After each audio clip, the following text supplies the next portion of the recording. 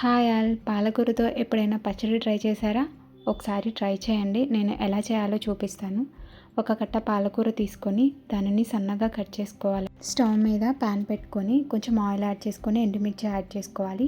ఇక్కడ నేను 20 to 25 దాకా యాడ్ చేశాను. మీకు కారానికి తగ్గట్టు యాడ్ చేసుకొని వేయించుకొని పక్కన పెట్టుకోండి. సేమ్ అదే ప్యాన్లో 1 స్పూన్ పచ్చిశనగపప్పు, 1 స్పూన్ ధనియాలు, 1/2 స్పూన్ జీరా, 1/2 స్పూన్ మెంతులు వేసి అవి కూడా వేగిన తర్వాత 1.5 స్పూన్ నువ్వులు, కరివేపాకు వేసి వేయించుకొని పక్కన పెట్టుకోవాలి.